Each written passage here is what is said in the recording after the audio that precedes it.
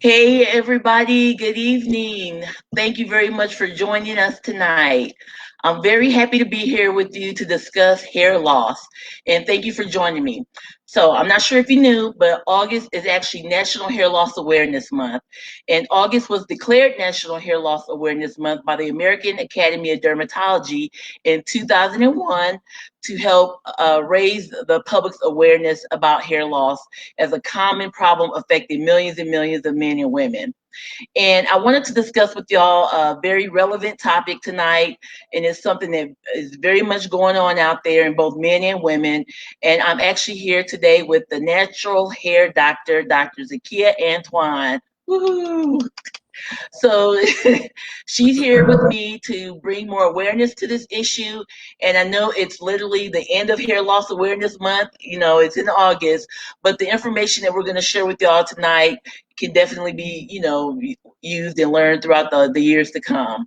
So I know all of y'all that are out there either are experiencing or know someone who is experiencing or has experienced hair loss, right? And the cause for hair loss is definitely multifactorial, but the outcome is the same. For those of you who value your hair, of course, you feel bad, you feel like you look bad, and sometimes your self image can take a hit. And it's kind of like you don't know what to do. Why is this happening to me? What can I do? What can I not do? And all you know is you want your hair to look good. You want it to grow, right? So, according to the Hair Society, there's actually approximately 35 million men and 21 million women who suffer from hair loss. That's a big number. And beginning at the age of 35, there's a 40% loss rate in men, growing to 70% loss by the age of 80. Okay, that's men. By the age of 60, women hair loss sufferers can be in the 80% range. And as you can see from observing the different people that are out there, out and about in the public, because I know you see people with different degrees of hair loss, it can totally vary. Also, from another source, 40% of women suffer visible hair loss by the age of 40. Yep. Thanks, Dr. Kadisha, for joining. And thank you, Kasali. Okay, I'll read your comment in a minute. So, just to go over a couple of scalp stats, the average hair of head has around 110 individual hair follicles, and on average, hair loss sufferers will lose about 100 hairs per day. All right. So, like I said, although hair loss can be multifactorial, and for some, and when I mean multifactorial, I mean many different reasons, it's still a loss. But a big one that exists is also very important, and many people underestimate the cause of this big reason for hair loss, and the reason is stress. Yes, stress. And so, this is one more reason to better manage your stress, your stressors, so that you can hopefully preserve some of your hair and not, let it go so quickly. And being America's relaxation doctor, I talk to folks about relaxation and how to better manage your stress, right? And so I found it very befitting to bring on Dr. Zakia, my very special guest, the natural hair doctor, not only to discuss hair, but also to answer some of the questions y'all may have. So let's say hi to Dr. Zakia. Woohoo! Hey, Dr. Zakia, thank you very much for joining me, and I'm very happy to have you here. Thank you so much for having me, Dr. Dietrich. Thank you so Oh, much. good, good. You're very welcome. Okay, so we'll just say hi and acknowledge people who are coming in. Yeah, I see For there's a doctor well, I don't know if Khadijah. it's a doctor, but I see Emmanuel in the That's yeah, chat. Kasali. Yes, yes. Yeah, he wants his hair back. That's my fiance. Oh, really? You bald. Hey, boo. Oh, that's Okay. cute. So those of you who are coming in late, please hit the replay or make sure you tag and share and host a watch party and all that stuff. Okay. Yeah. Hey Monique, thanks for joining. Hi, And so Monique. we're gonna just get started. We're gonna share a lot of information with y'all. You can go ahead and ask your questions, and I'm just gonna go ahead and get started. So, Dr. Zakia, again, thanks for joining me. But I want to know first and foremost, why are you called the natural hair doctor? Okay, well, I guess like a really short, cute version of that story is just uh a combination of like life experiences and then like this my true like passion. Um, Basically, about I'll say like maybe about 10 years ago, I was finishing up med school and well honestly, let's go back even a little bit further than that. Uh-huh. When I was like a young girl wanting to become a doctor. I wanted to be a doctor since I was like about 8 years old. And it just kind of like directed all my like life's activities at that point. I knew doctors had to have really good grades. You had to go to school and be school all these years. So education was always at the forefront of everything that I did. And I always like exceeded or did exceedingly well rather in my academic, endeavors. And then I Mm-hmm. got to med school. Of course, that continued. And but there was a lot of stressors in med school, which I'm sure you can identify with from just personal life things going on that you can't control, which I like to call incidental mayhem. Of course, also Yeah. your studies, balancing studies, and then working in the hospital, and then just some of the unfortunate malignant personalities that you have to deal with there. Because let's face it, that was like the first time I think in medical school where I had to kind of deal with okay, not really fitting in. I felt like my school did a really good job on campus, like with being a liberal school and making everyone feel like they belong. But then when you get out into that real world in the hospital and the wards and you're doing your clinical years, just some people just don't want to see you succeed there because you don't look like everybody else. I was first of all I was female, then Mm-hmm. I'm brown skinned, and then I also had like uh personal betrayal from a good friend at that time. And so I was not even realizing it. Here I am caught up in my own little melodrama. And, unbeknownst to me, I was clinically depressed. So I started to experience, enough stress to kind of induce that depression and not even realize it because I'm always been that person that performed at such a high level. I Mm-hmm. didn't really realize it until I went home for graduation from med school to get ready, get my hair done, get my glam stuff, taken care of. And my stylist was just like, Dr. Zakia, what happened to your hair? Like, what's going on? Uh-oh. Because normally my hair is pretty healthy, up Uh-huh. until that point. I took very good care of it. I limited the amount of heat. I was, relaxed at this time. I wasn't the natural hair doctor. Oh, This is uh-huh. like Oh, uh-huh. becoming the natural hair doctor. Right. So, I was really upset about that. I remember like not wanting to go to my graduation. And you have to, think this is a big deal for me. I wanted to be a doctor since I was 8 years old. So imagine being at the moment where you should be like the happiest because this is a combination of a childhood dream. But I don't even want to go there. And it's connected to my hair because I didn't feel my hair looked good. It was thin, it was falling out. I had lost like 30 pounds. And then I didn't want to face some of the people because I'm leaving out like a part to just try to save time because I know I want to be mindful of the time because I want to kind of hit a lot of the questions that people have. But yeah, Right. it was like a friend basically making his girlfriend think that I was stalking him, but really we were like best friends. Like we were study buddies. We had been an integral part of each other's like experience in med school. So it was really hurtful to me to think that you want your girlfriend to think that I'm some girl that's stalking you. Like, I didn't want to talk to. It was kind of like at that moment our friendship ended. So it's like I'm dealing with the end of our friendship, dealing with the end of med school, dealing with my hair not looking good, Stressful. and Wow. right, right. So this pushed me into, you know, I guess, uh, research mode. I started researching hair. Like I went natural at that time. Shortly after that, spent a lot of time on YouTube, testing products, even testing makeup as well too. And then it led me eventually to create a hair care brand because I wanted to create a brand that basically helped women feel good about themselves and show them that it's okay. Because the biggest struggle I had when, from going relaxed to natural was like, okay, what do I do with my hair? I didn't know the first thing to do or what worked for my hair. And, Mhm. um, I kind of like reverted to like wearing wigs or extensions sometimes.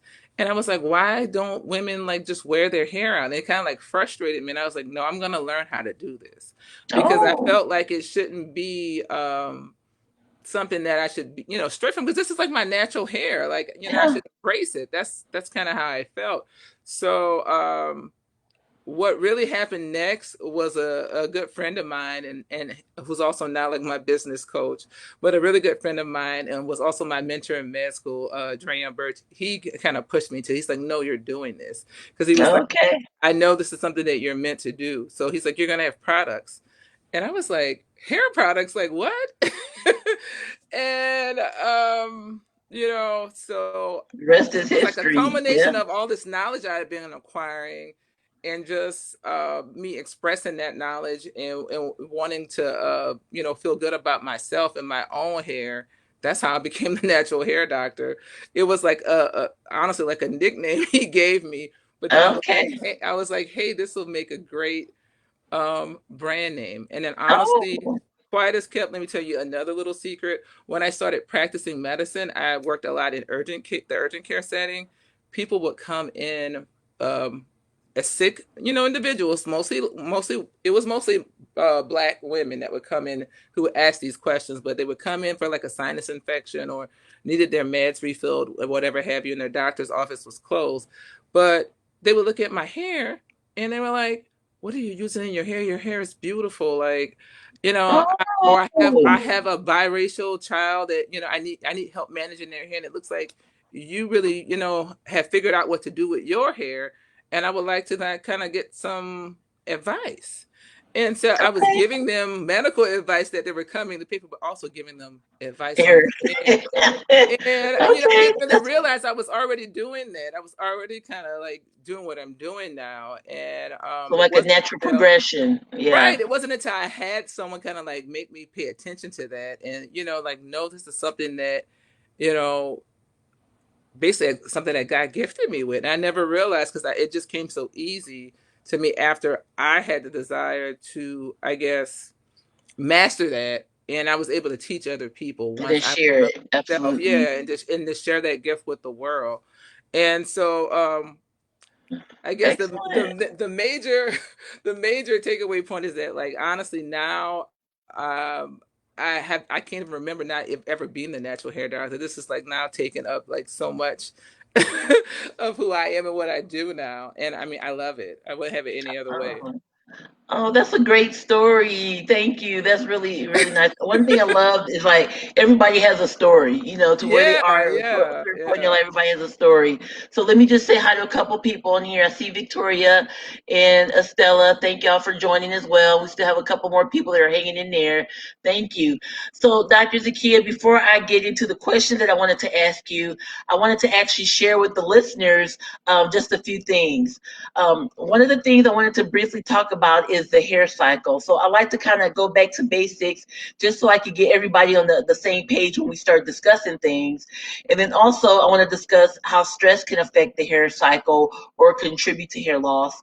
And then finally, very, very briefly, I'm going to go over some other possible causes of hair loss. And I'm just going to mention, I'm not going to explain them, but just to mention them.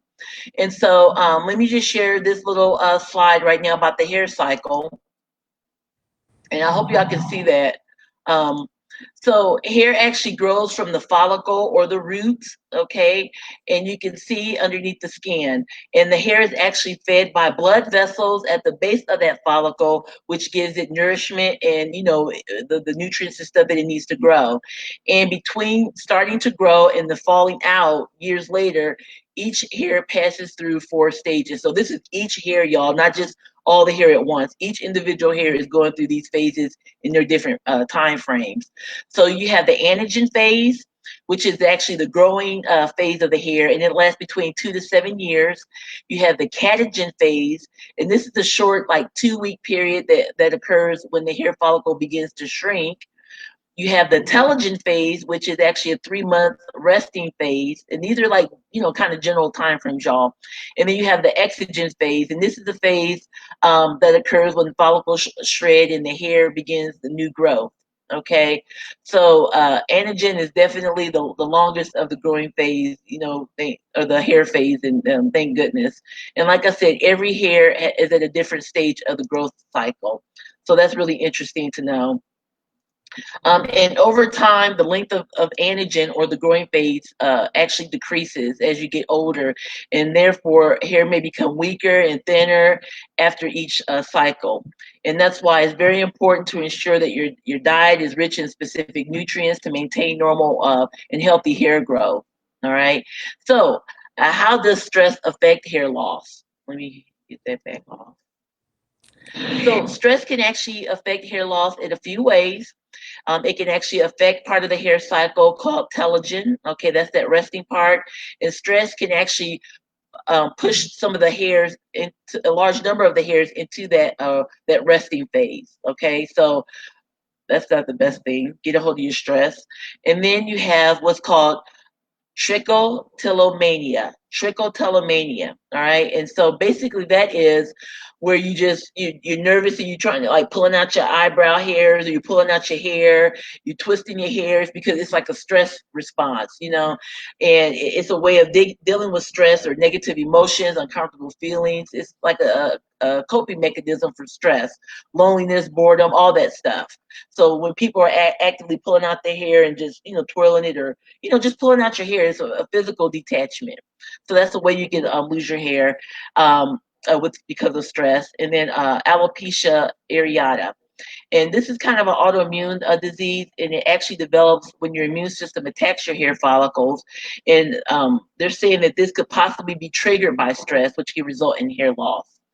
And so the hair loss may be in round patches on the scalp or across the entire scalp. And in a more severe form, it's known as alopecia universalis, which is like all over your hair and, all over your body. And the hair may grow back and fall out repeatedly over a few periods of time. It can affect men and women. And people with this particular condition is about 6 million people in the U.S. And there's really not a known cure, but there's medications that to help that. All right. And so, briefly, I'll just mention a few other reasons for hair loss. You have your hormonal changes, and Dr. Zaki, if you want to add anything, that's fine, but I'll just read through them right quick.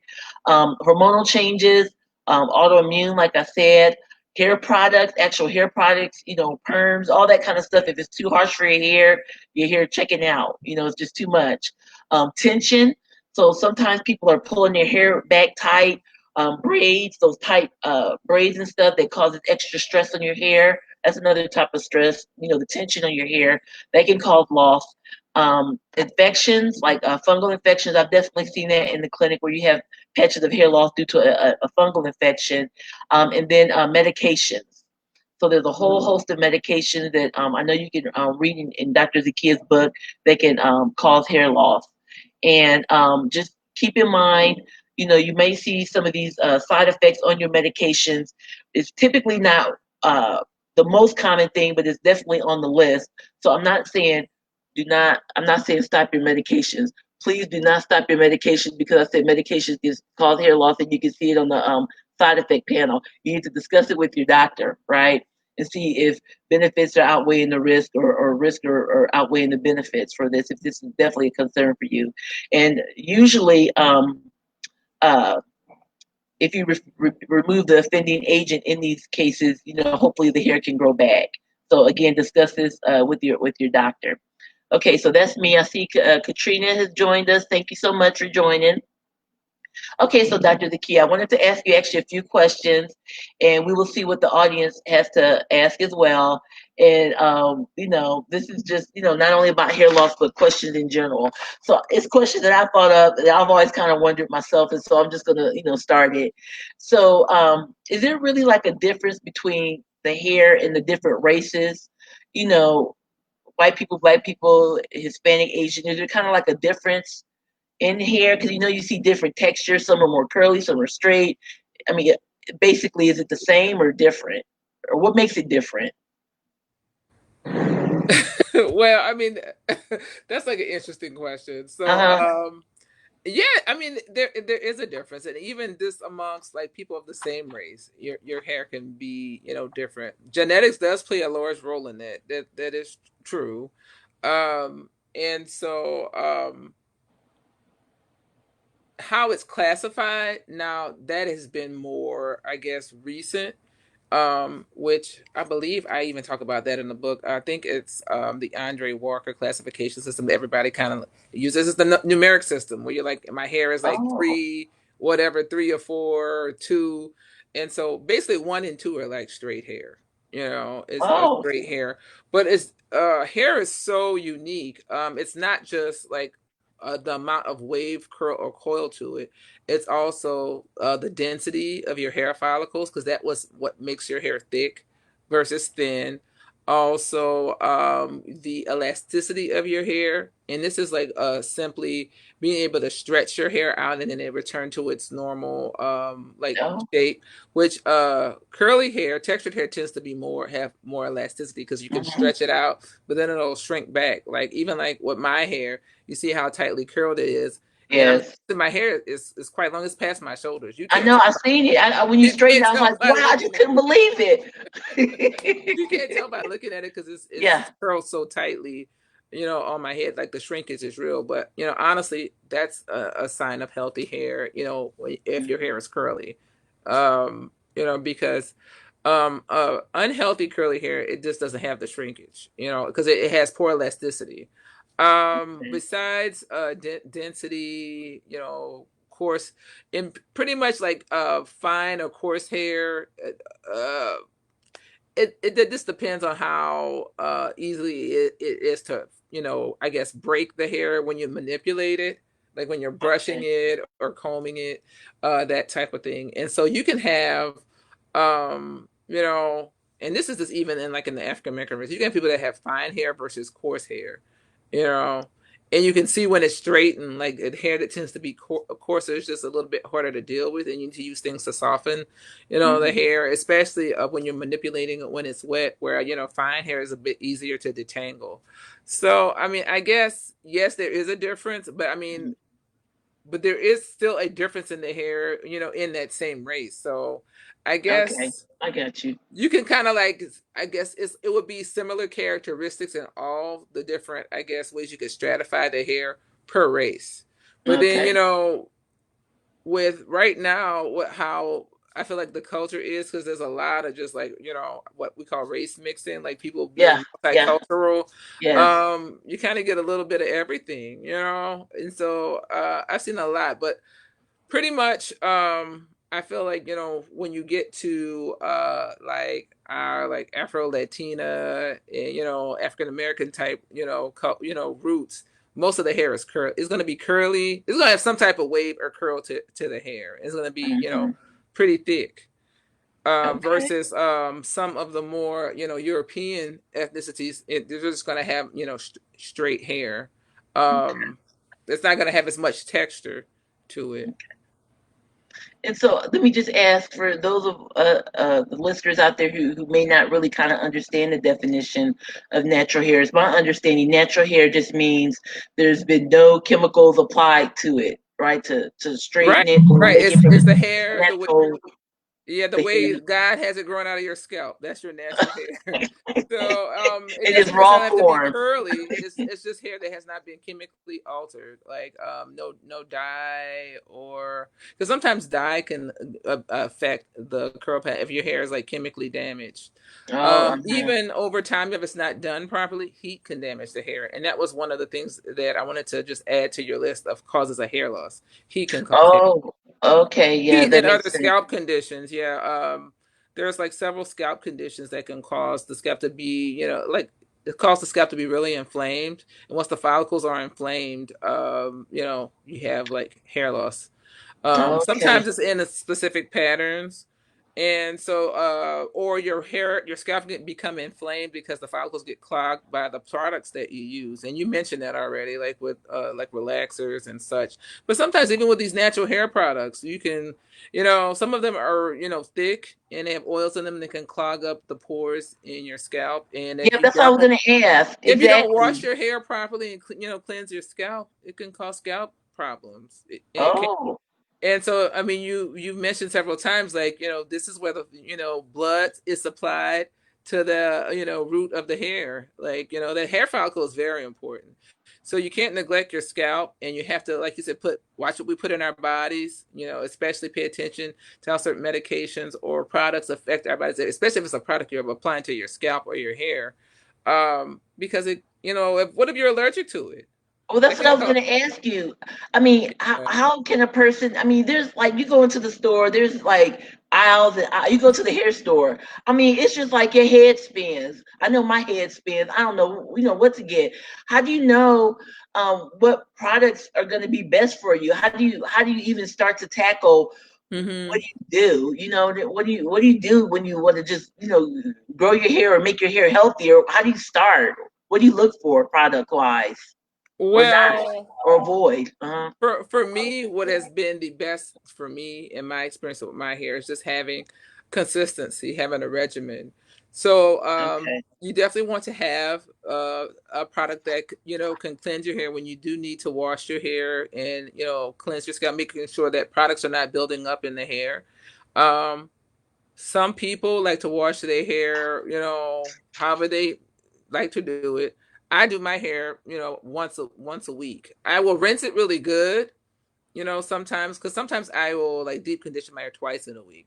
But like at least once a week, I'm using some type of product to like cleanse my scalp, cleanse my hair, and I've gotten so good at seeing what my hair needs. Sometimes I'll know, oh, I don't need a shampoo this time. I just need like a conditioner, Condition. a good Uh-huh. conditioning rinse, which people call a co-wash. I'm gonna use it because it's really not such a thing as a word we invented with all this culture with natural hair and the products surrounding it.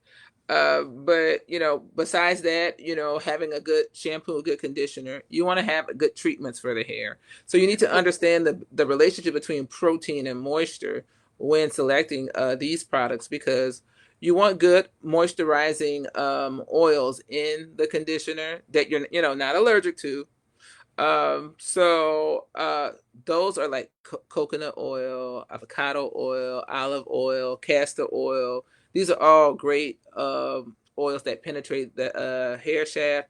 They also penetrate the follicle, on the scalp, and can stimulate the follicle to produce, healthy hair. But also you want to eat, properly, drink enough water, because a healthy body grows healthy hair too. And so sometimes if you do have those vitamin deficiencies, you can replace them with vitamins, which, That's what I was going to ask you next. How can yeah. you go from the inside out? So yeah, taking a good vitamin, and sometimes it's not just biotin. Taking a good vitamin complex that has biotin, some of the B vitamin complexes that you would need, because these help with blood cell production and actually getting a blood supply to that hair follicle. Vitamin C, because this is something that the body does not make, so you need to. Only way we get vitamin C is if we ingest it, which is always good. Drink orange juice, and then vitamin C is great if you're going to take iron. If you're anemic, it helps you process iron, helps the body absorb iron a lot better, which a lot of Black women are anemic and don't really know. And I think that ties into like other female issues with like fibroids and such. I've seen a lot as a physician, and they'll be severely anemic, and not Okay. even realize it. Like their hemoglobin is like 7. Like you're almost needing like a blood transfusion. Like it's like 6 Uh, or 7. I've seen it a lot. Yeah, and they're like, "Oh, I okay. feel fine," but So you're yeah, you're no. anemic. You're anemic. Yeah. So you Yeah. need that So that yeah, but nutrient. also besides the vitamin B complex, vitamin C, iron, all of that, silica, and also antioxidants, because they help protect your hair from environmental stresses, and just keep the hair like youthful, like like it protects some of the slowing down that might happen as we age for your different biochemical processes. um Okay. yeah, Well, let me stop so you real quick because I have a few questions that are coming in actually. Um, so Katrina, I'd like to know, the heat seems to be drying my natural hair, and I do moisturize. What do you recommend? And then she put, and the next one was castor oil. Question mark. What type of heat are you using? Is it a flat iron or like curling iron? Oh, that's a good question. Or is it just like you're sitting under a dryer to dry your hair? Trina, if you can, if you still watching, put that in the comments. What kind of heat are you using? And then also, I have another one from Ebony. And hi, let me say hi to Dr. Kell has joined us. Katrina and Ebony have also joined us. Thank y'all. Ebony's asked, is there a minimum amount of biotin and or folic acid you should take? Well, folic acid is not always this folic acid would be in like these prenatal vitamins. It's not always in like a true like hair vitamin. Sometimes it is, sometimes it isn't. You know, I've seen Mhm. preparations that address it both ways. But yeah, I mean, there are recommended amounts of these vitamins. But my perspective is if you're going to take it, it's about the amount you can absorb. Because most times they'll say, oh, these are for like 500 milligram tablets or whatever have you, or you get 25 milligrams of, folic acid or folate, what have you. And I mean, you don't really absorb any of it if you take it in pill form. You're absorbing such a small percentage of whatever's in there. This is why my vitamins that I formulate for my hair care brand, they're liquid vitamins because you absorb them a lot better. And I mean, I actually experimented with vitamins for a whole year before I decided to come out with, my vitamins for my brand. Okay. Honestly, the people who were helping me with the products, they wanted me to do gummy vitamins because it was like a fad at the time, and I was like, they're not, you're not getting what you really need from them. So I couldn't like honestly put my, like my brand behind it. Like I wasn't Yeah. willing to put my name on it, because I Okay. know that the liquid vitamins work better. Okay. So, Trina, Katrina but then about answered. heat, to address the question about heat, I She can do she both. answered is there's just the heat outside. She doesn't use a curling iron, Oh, none of that stuff. Just the heat out there is just really drying her hair out. Even though she moisturizes a lot, she just noticed that the summer has what been part of the hard on country her does she hair. live in? She lives in San Antonio. So is it There, really humid there? there's some The hu humidity the there for humidity can sure. the humidity can draw heat well, Moisture. draw moisture from your hair. Mm, Um and it's based on the products that you're using too. Like in the summertime, like, cause I get it. I'm from Louisiana, which I'm in Louisiana right now. Like you have to be careful with the amount of glycerin. Glycerin can help. I mean, cause some of the problems that you're having with your hair. So when you're using like styling products, like if it's like a styling cream or even a gel, or sometimes it's even your conditioners. If they have different types of glycerin in it, can cause the problem that you're having with your hair. So you would want, not that I have I don't have a problem with glycerin, but you want to use formulations that have less glycerin. Let me just put it like that. okay. All right. Excellent. So I know I mean, I didn't want to like take up everyone's time with this. I do want to just ask a couple of more questions too. I don't think there's any more questions in the chat. Um, so, being in relaxation and whatnot, I love using essential oils for just the aromatherapy of it. But Right. I am aware that there are some essential oils that are quote good for hair growth and scalp nourishment and whatnot. Do you know of any, or what are your thoughts about that? Using them in general as a part of your hair regime. There are some great essentials or even extracts from natural products that can, basically those that kind of soothe irritation in the scalp. Because what I find, a lot of hair products, because they sit on the scalp, for extended amount of time until you wash the hair again or rinse your hair out, Hmm. it can cause like a dry, flaky, or itchy scalp. Which my mom has that issue. So Hmm. some of these essentials are great for soothing the scalp and just like making it, not making it so dry and itchy.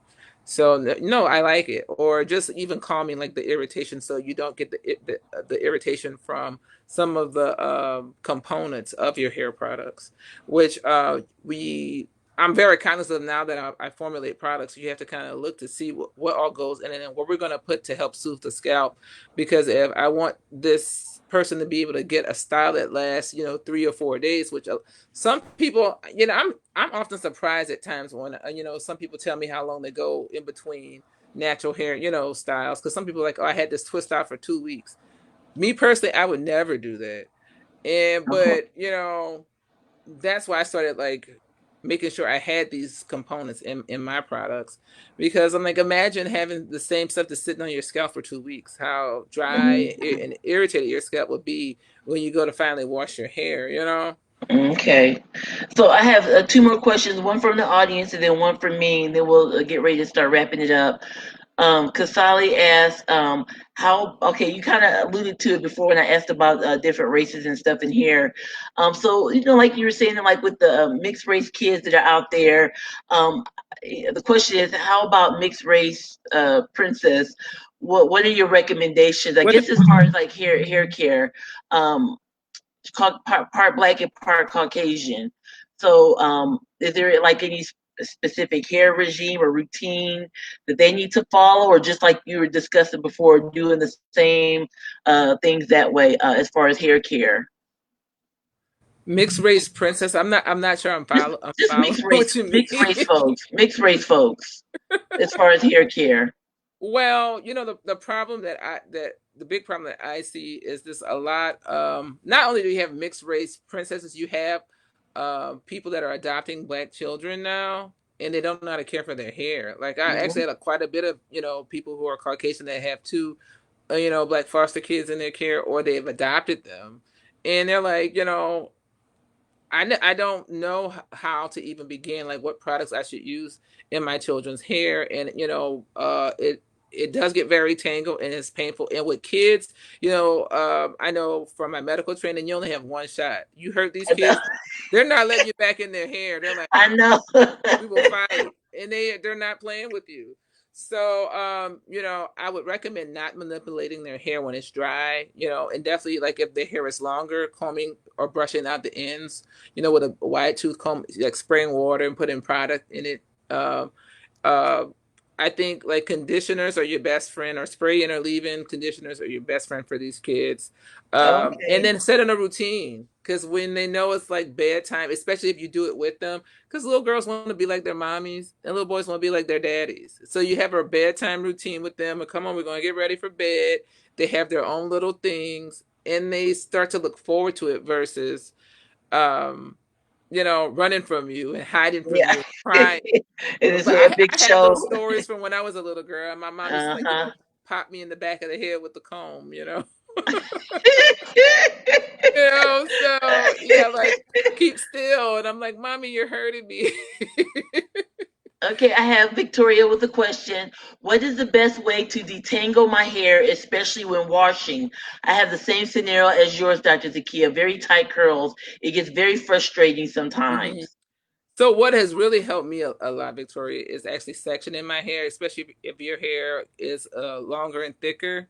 Like mine is starting to get, and so you can section it into fours. And what a lot of people I think do wrong with shampoo, they put it all throughout the hair. When really with the shampoo, what you're really trying to get is the scalp. You want to make sure you use just the pads of your fingers and then massage the scalp. Or if you're doing Oh, sections, like just get there, and then when you rinse your hair out, the soap comes. The soap gets on your hair. You don't have to focus so much on the ends, but then also, you know, try not to use shampoos that dry out the hair. So you want to make sure you avoid shampoos that are like clarifying shampoos, unless you have used a lot of products that tend to build up on the hair.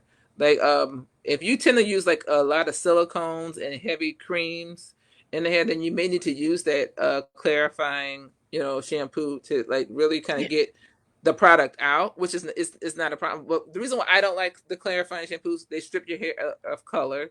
So if I would decide to color my hair, it's not going to last as long as it be as vibrant.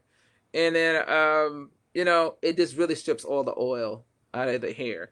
So when you tend Mhm. to use the sulfate free shampoos, or another tip that's a game changer, you do something called pre-poo, where you actually put oil or a deep conditioner on the hair before you shampoo it, and it applies a lot of moisture and softens and treats the hair the day before or the night before, and then you get up in the morning and rinse it out and then shampoo the hair and Okay, all condition and right. style it as usual.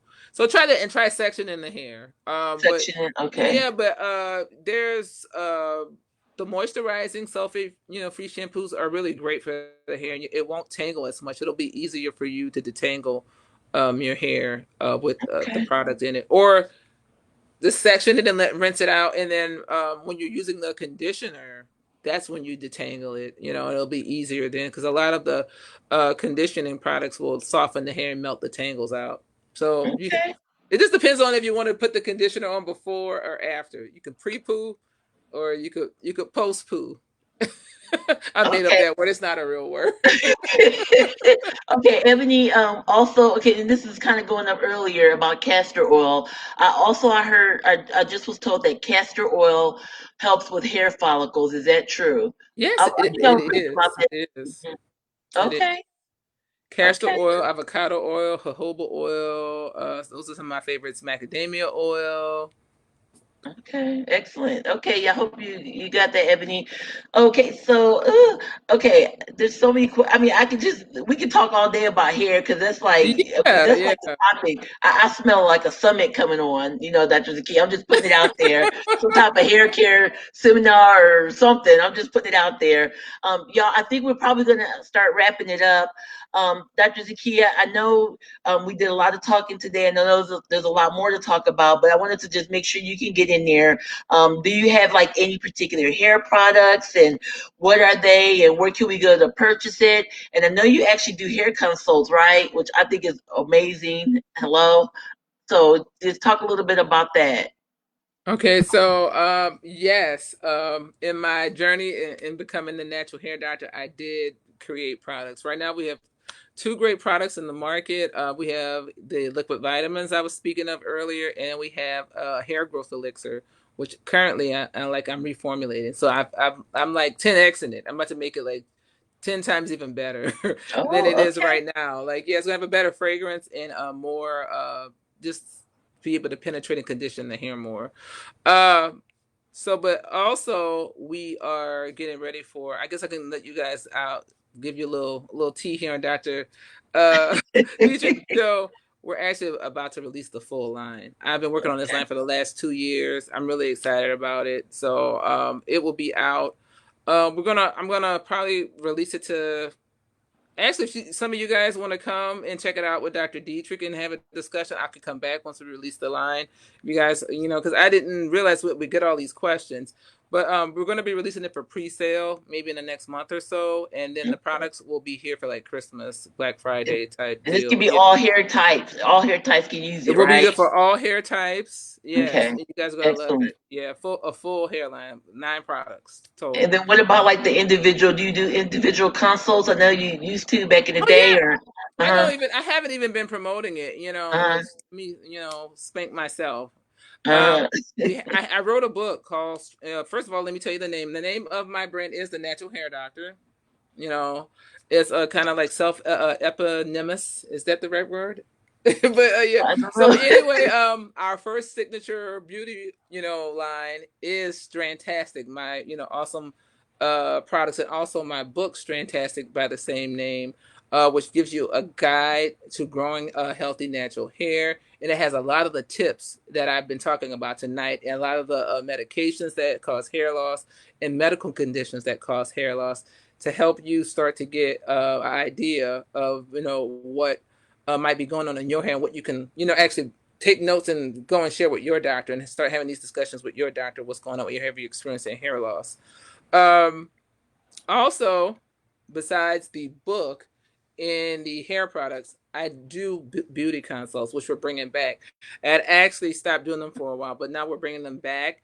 And the beauty consults will help you not only navigate through the natural hair process if you're transitioning and need someone to kind of help answer some of the questions, and to pick the brain of someone who's like been through the stuff that you've been through, but I'll also help you figure out which of my products work best for you and how to use them, Oh, which I figure good. you guys would need, because a lot of times I see women want to try some of these hair products, and it's just like you said, Dr. Dietrich. They go in the store, they don't know where to start, and they're like, okay, the shampoo, when do I use this? Well, how do I put it? Do I put it on the scalp? Do I put it on my hair?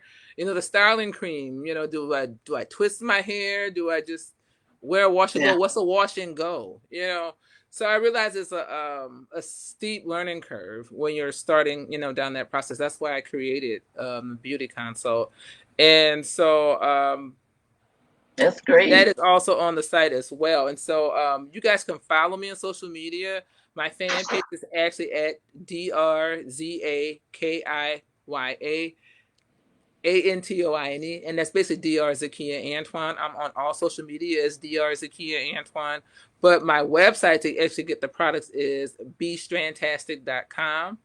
And I have that scrolling right now. It's Mm-hmm. scrolling on the thing. Okay. Yeah, and the next week or two, we're actually about to put up a sale because I am changing the packaging because we're getting ready Okay. for the new sale, and so actually all those products on the site are about to go on. We're having a clearance sale, so Okay. you guys Let me can just kind of start watching the site.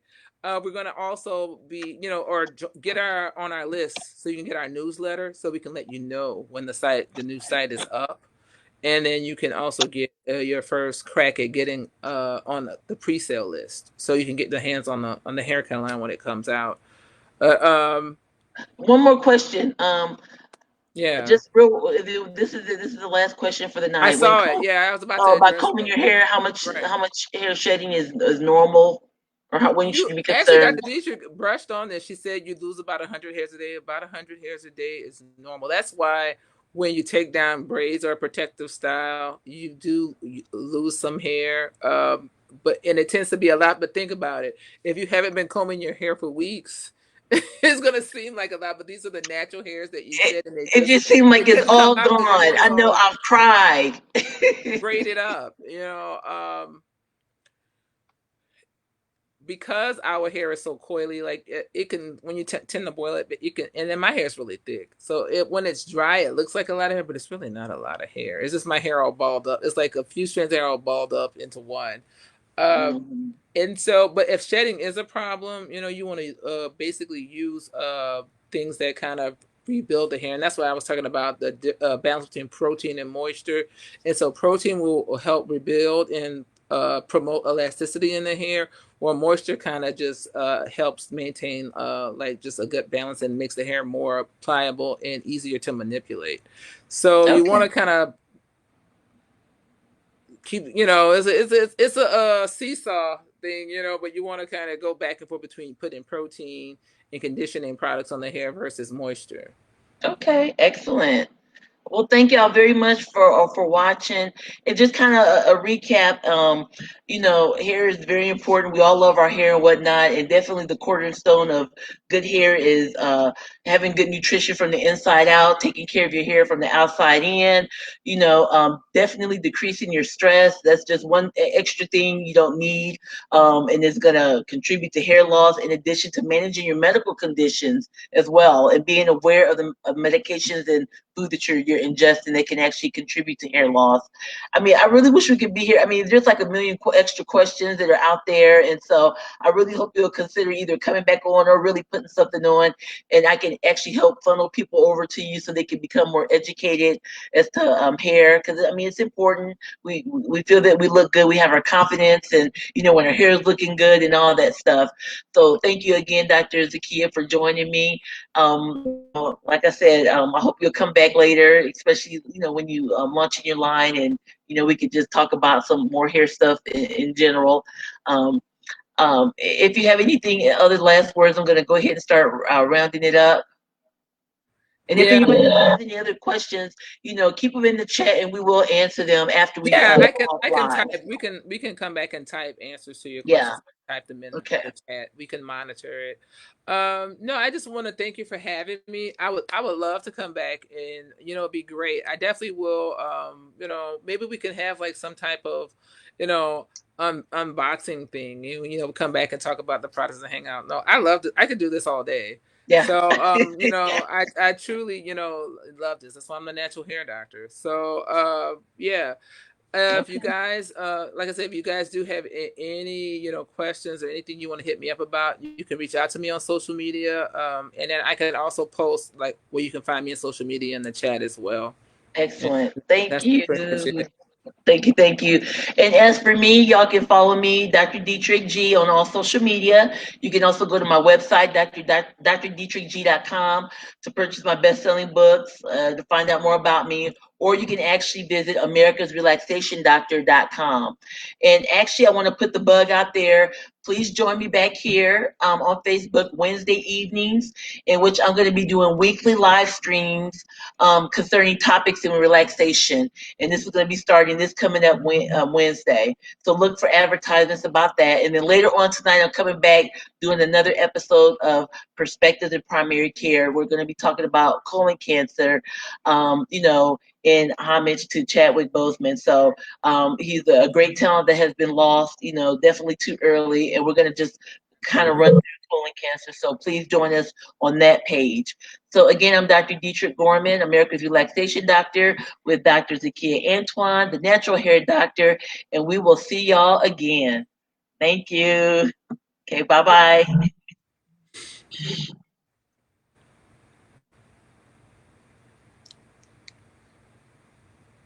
Wait, We still wait.